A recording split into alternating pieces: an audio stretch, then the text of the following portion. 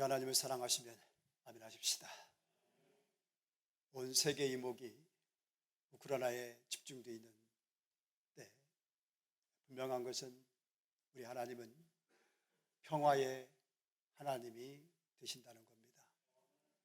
그 땅에 하나님께서 오늘 종전이 되고 평화가 회복되고 또 이 땅에 예배하는 여러분들에게 더불어 평화 주시기를 주님의 이름으로 축복합니다. 옆에 분과 인사 나누십니다. 평화의 하나님이십니다. 평화의 그리스도인 됩시다. 평화의 일꾼 됩시다. 아멘. 이런 이야기가 있습니다. 홍수가 나서 온 마을이, 온 도시가 온통 물바다가 됩니다. 한 사람이 자기 집 지붕 위로 피난을 합니다. 순식간에 물은 그 사람 발목까지 차오르게 되지요. 보트가 지나갑니다. 그에게 외칩니다. 이 보트에 타시오. 고지대로 옮겨 드리겠소. 그가 대답합니다. 고맙지만 거절하겠소. 난 그리스도이요 하나님이 도우실 것을 믿소. 그러는 사이에 물은 허리까지 차오릅니다. 이때 자그마한 통통배가 지나가다가 구명 보트를 그에게 던져주며 외칩니다. 이보시오. 이 튜브를 잡고 이 배로 오시오. 지금 구출 작전을 펴고 있는 중이오. 그가 말합니다. 고맙긴 하지만 나는 하나님의 손길을 기다리고 있는 중이오. 구조를 또 거부합니다. 이제 물이 목까지 차오릅니다. 다행스럽게도 헬리콥터 한 대가 그 위를 지나갑니다. 밧줄을 잡으세요. 우리가 끌어올리겠습니다. 고맙소. 하지만 난 하나님을 믿으니 그분이 날 구해 줄 것이요. 어떻게 되었을까? 그는 죽고 맙니다. 그리고 후에 하나님 앞에 선 그가 하나님께 불평을 토로합니다. 하나님, 제가 그렇게 그때 하나님이 그렇게 고됐건만 끝내 저를 구원해 주지 아니하시고 죽게 내버려 두셨습니다. 어떻게 그럴 수가 있으십니까? 하나님 이렇게 말씀하십니다. 너는 대체 무엇을 기다린 것이냐? 나는 너에게 2대의 배와 1대의 헬리콥터를 보냈다. 여러분, 하나님은 그를 사랑하셔서, 그를 생각하셔서, 그를 구원하시고 그를 도우시고 그를 인도하시려고 그렇게 애를 쓰십니다. 2대의 배를 보내시고 또 헬리콥터까지 보내시고. 그런데도 그것이 하나님의 사랑임을, 하나님의 구원의 손길임을 알지 못하고 깨닫지 못하고 보지 못합니다. 마태복음 13장 14절 이사야 예언이 그들에게 이루어졌으니 이르시되 너희가 듣기는 들어도 깨닫지 못할 것이고 보기는 보아도 알지 못하리라. 이 백성들의 마음이 완악하여져서 그 귀는 듣기에 둔하고 눈은 감았으니. 그 다음 절 한번 읽어볼까요? 시작. 그러나 너희 눈은 봄으로 너희 귀는 들음으로 복이 있도다. 어떠함으로 복이 있는가? 눈은 봄으로 복이 있고 귀는 듬으로 복이 있느니라. 귀가 있어도요, 눈이 있어도요, 듣지 못해요. 보지 못합니다. 깨닫지 못합니다. 외아들을 보내신들, 선지자를 보내신들, 구원의 손길을 펴신들, 말씀하신들, 찾아오신들 알겠습니까? 듣겠습니까? 깨닫겠습니까? 오늘 본문에도 제자들이 알지 못하고 깨닫지 못합니다. 이거 복 아니잖아요. 진실 그런 저와 여러분들이 되지 아니하기를 주의 이름으로 축복합니다. 사자를 손에 아무것도 없이 염소 새끼를 찢었던 삼손, 아니 낙이 새 톱뼈 하나 가지고 천벽을 물리쳤던 삼손, 그가 원수들에게 붙잡힙니다. 그런데요, 그를 붙잡은 원수들이 제일 먼저 그에게 한 일이 뭔가? 사사기 16장 21절 블레셋 사람들이 그를 붙잡아 어떻게 했어요? 그의 두 눈을 뺍니다. 제일 먼저. 반대로 다메섹 도상에서 예수를 만났었던 사울, 하나님의 명령을 따라 아도니아가 그에게 안수하러 갑니다. 안수하는 순간 제일 먼저 바울 사도에게, 사울에게 일어난 일은 무엇이었을까? 사도행전 9장 18절 읽어봅니다. 시작. 즉시 사울의 눈에서 비늘 같은 것이 벗어져 다시 보게 된지라. 제일 먼저 어떤 일이 일어났는가? 즉시 눈에서 비늘 같은 것이 벗어졌다. 그리고 다시 보게 되었다. 은혜는, 하나님은, 성령님은 늘 이런 일들을 하십니다. 여는 일을 하시고 뜨게 하시는 일, 그래서 듣게 하시고 보게 하시고 알게 하시고 깨닫게 하십니다. 그러나 어둠은, 원수는, 사단은 어떻게 하는가? 반대로 자꾸만 감기게 합니다. 그리고 다치게 합니다. 귀가 다치게 하고, 눈이 감기게 하고, 마음이 다치게 하고, 그래서 못 보게 하고, 그래서 못 듣게 하고, 그래서 못 깨닫게 하고. 그날이 도적같이 이를 줄 너희는 모르느냐. 그 다음 뭐지요?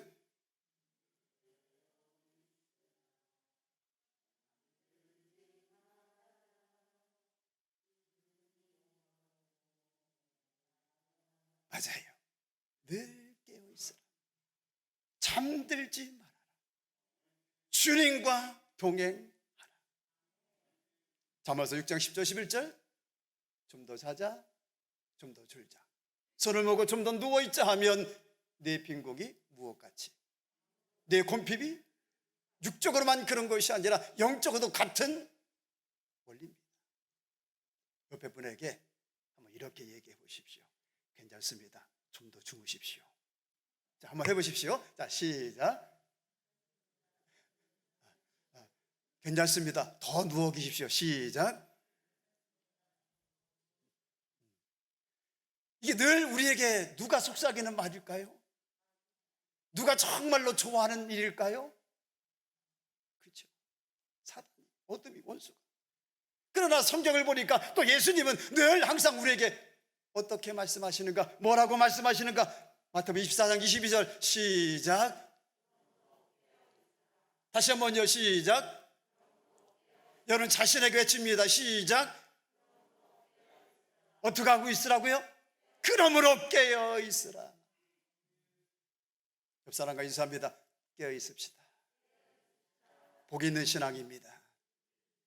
아멘. 비유하신 말씀 중에 한 날 집주인의 종들이 와서 이렇게 말합니다. 예수님, 밭에 좋은 씨를 뿌리지 않으셨습니까? 근데 가라지가 웬일입니까? 원수가 이렇게 했구나. 그럼 우리가 가라지 뽑기를 원하십니까? 가만두어라. 가라지를 뽑다가 곡식까지 뽑을까 염려되노라. 둘 다 추수 때까지 함께 두어라. 추수 때 내가 추수꾼들에게 말하기를 가라지는 먼저 거두어서 불사르게 단을 묶고 곡식은 모아 내 곡간에 넣으리라 하리라. 곡식과 가라지가 같이 공존하는 이유, 가라지를 내뽑아 버리지 않는 이유, 가라지를 뽑다가 제거하다가 알곡이 상할까? 알곡까지 곡식까지 뽑힐까? 그러나 언제는, 추수 때는 어떠하리라? 가라지를 먼저 묶어서 불사르게 단으로 묶고, 그리고 곡식은 모아 곡간에. 근데 중요한 말씀, 그 다음 말씀 마태복음 13장 25절 시작. 사람들이 잘 때에 그 원수가 와서 곡식 가운데 가라지를 덧뿌리고 갔더니. 사람들이 어떠할 때요? 따라합니다. 사람들이 잘 때에. 사람들이 잘 때에. 여러분 사람들에다가 여러분 이름을 넣어서 시작. 잘 때에 원수가 와서 어떻게? 뭘 뿌리고 가요? 가라지를 덧뿌리고 간다는 거예요. 오늘 교회가 교회인, 성전인 저와 여러분들이 항상 깨어 있어야 하는 이유, 바로 이래서 잠들면 잠들어 있으면 나도 모르는 사이에 원수가 와서 올 뿐만 아니라 내 마음밭에 무엇을 뿌리고 가는가? 가라지를 뿌리고 가는 겁니다. 그런 면에서 다윗은요, 평소 하나님을 두려워했던, 신앙생활하면서 하나님을 섬기면서 참 두려워했던 것 두 가지가 있는데, 골리앗 앞에서도 그렇게 담댔던 다윗, 기죽지 않고 달려가서 그 골리앗을 무너뜨렸던 다윗, 그가 두려워했던 건 뭔가? 여기 말씀 보니까요, 10편 13편 3절, 여호와 내 하나님이여 나를 생각하사 응답하시고 나의 눈을 밝히소서. 그리고 기도합니다. 시작. 두렵건대 내가 사망의 잠을 잘까 하오며. 그가 첫 번째로 두려워한 것 무엇입니까?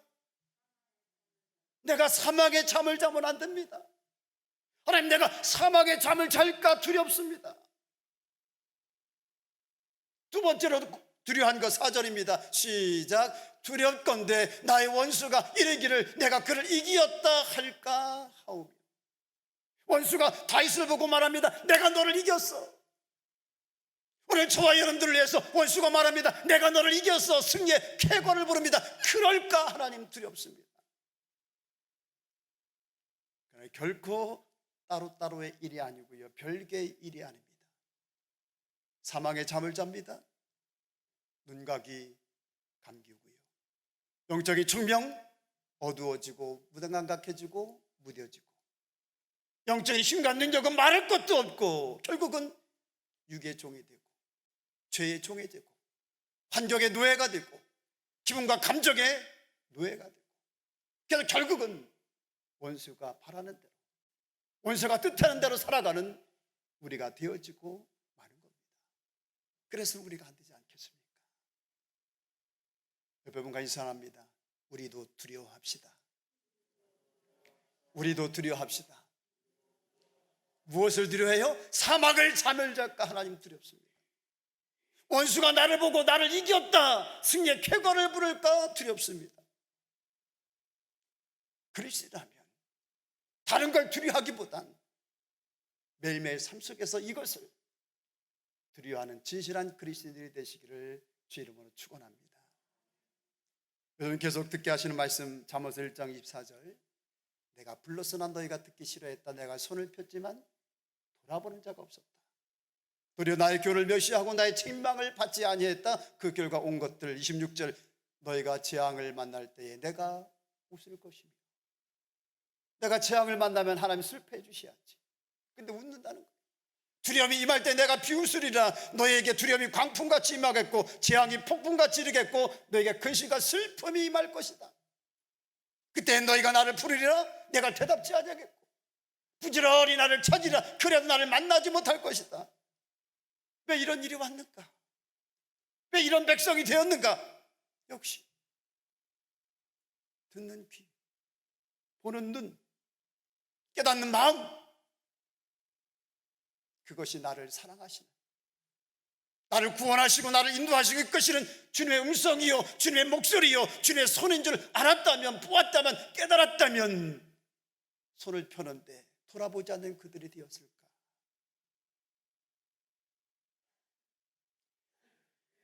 제 아내가 수술을 했습니다. 월요일날 입원을 해서 화요일에 수술을 했고,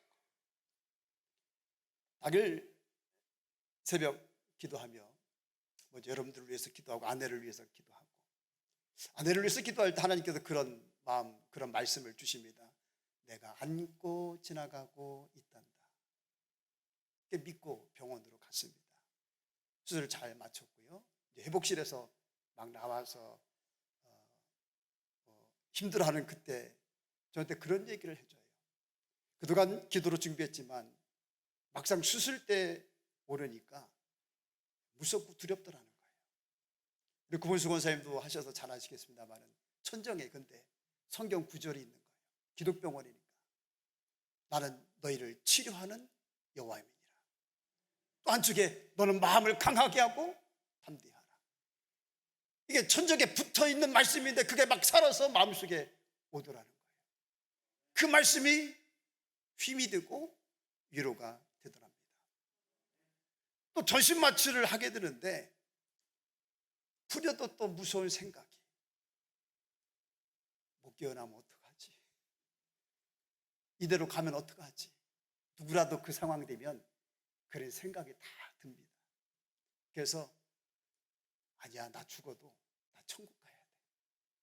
나 이래도 눈을 못 떠도 나 하나님 나라 가야 돼. 신앙인은 신앙인가 봐요. 그래서 막 성경 구절을 외웠답니다. 주 예수를 믿으라. 너와 내 집이 구원을 얻으리라. 그 말씀을 막 외우면서 막 그런 사이에 이제 잠이 들었고 마취가 되었고 이제 막 깨어났는데 신기하게도요. 그 딱 눈을 뜨는 그 순간에 이름 모를 감사가, 이름 모를 행복감이, 그럴 상황이 아닌데 막 기쁨과 행복감이 막 파도처럼 밀려오더라는 거예요. 버뜩 깨닫게 하시는 것, 아, 많은 분들이 기도해 주셨구나. 제가 덧붙였습니다. 그럼 오늘 새벽에도 장로님, 권사님, 지사님들이 얼마나 뜨겁게 당신을 위해서 기도하셨는데, 더불어서 또 이런 깨달음과 마음을 주시더랍니다. 내가 이렇게 많은 사람들의 사랑을 받고 살아가고 있구나. 살아갈 가치가 있네. 저도 깨달았습니다. 내가 안고 지나가고 있단다. 들어보니까 정말이셨습니다. 하면 정말 그렇게 안고 지나가고 계셨습니다. 금요일에 퇴원을 했고요. 본의 아니게 걱정해서 죄송하고 또 위에서 기도해 주셔서 감사드립니다.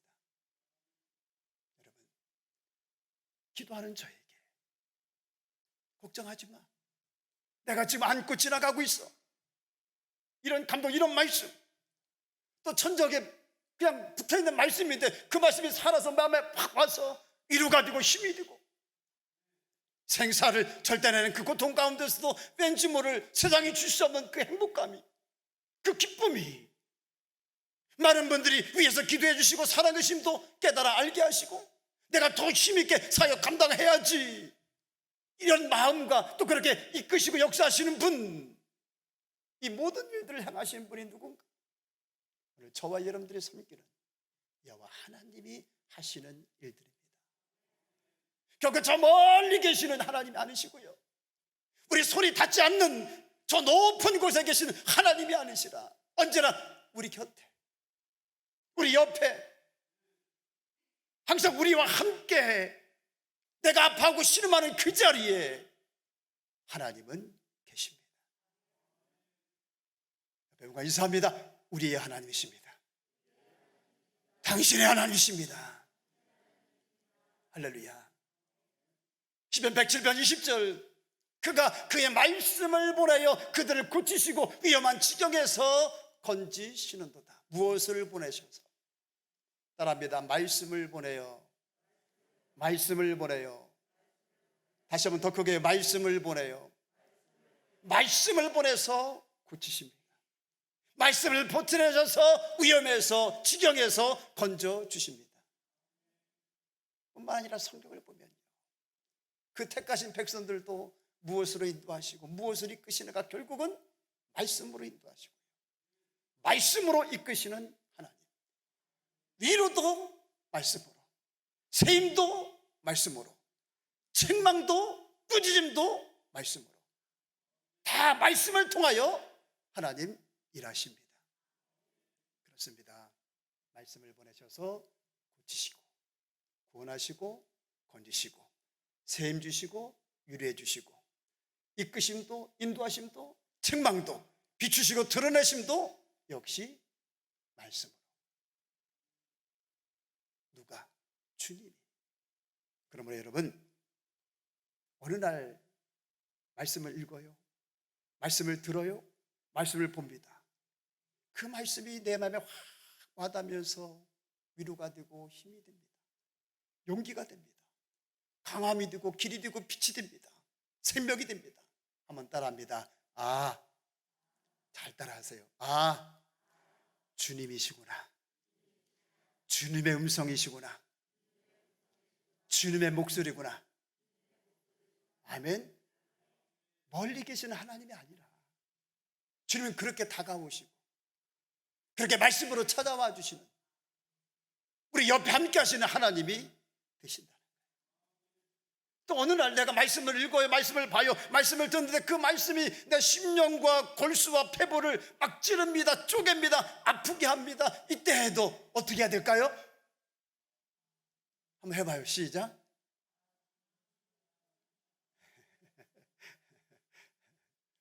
위로도 주시고 힘도 주시는 하나님이시지만 때론 그렇게 드러내시기도 하고 비추기도 하시는 하나님이시잖아요. 말씀으로 따라합니다. 아, 주님이시구나. 아, 주님이 오셨구나. 또 있는 그 말씀, 보는 그 말씀, 듣는 그 말씀이 내 생각, 내 죄, 내 허물을 막 드러내. 내 불의함과 더러움과 교만까지 드러내. 아니, 말씀이 꼭 다 나에게 하시는 말씀 같아. 이때도요, 어떻게 해야 될까요? 진짜로 해봐요, 진짜로. 이때도 어떻게 해야 될까? 송하선 씨님 어떻게 해야 돼? 그렇지. 박경희 권사님 어떻게 해야 돼? 주님이구나. 주님이 이렇게 말씀으로 나를 사랑하셔서 찾아오셔서 말씀으로 인도하시고 그렇게 말씀으로 이끄시는 거예요. 여러분, 하나님은 오늘도 이 모양 저 모양으로 여러분들에게, 우리에게 헬리콥터도 보내시고 배도 보내시는 하나님이에요. 그렇게 인도하시고 이끄시고 구원하시는 하나님이시고 손을 펴시는 하나님이십니다.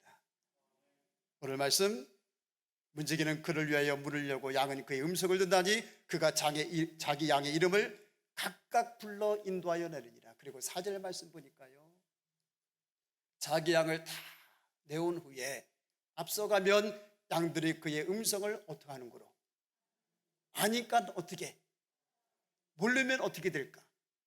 못 따라가는 거예요. 그러니까 아는 양만, 저것이 주님의 음성이구나, 주님의 몫이구나, 주님의 손길이구나 알면 따라가게 돼 있습니다. 근데 주님이 손을 펴도, 말씀하셔도, 말씀으로 이끄셔도 이걸, 주님의 걸 캐치를 못하면, 눈이 감겨서 듣지 못하면, 보지 못하면 못 따라가는 거예요. 안전함을 못 얻는 겁니다. 여전히 자기 소리에만, 자기 소유에 옳은 대로만 행하는 그가 되어지고 마는 겁니다. 그런 우리가 되지 않기를 축복합니다. 예수님, 선한 목자 되신 예수님의 음성, 그리고 예수님의 인도하심과 이끄심의 손길을 내가 눈을 열고 보는 자가 되게 해주세요. 깨닫는 자가 되게 해주세요. 그것을 아는 자가 되게 해주세요. 이것을 넘어서 그 주님을 따라가는 자가 되게 하옵소서. 그런 은혜가 3월에 평생 여러분과 함께 하기를 주님의 이름으로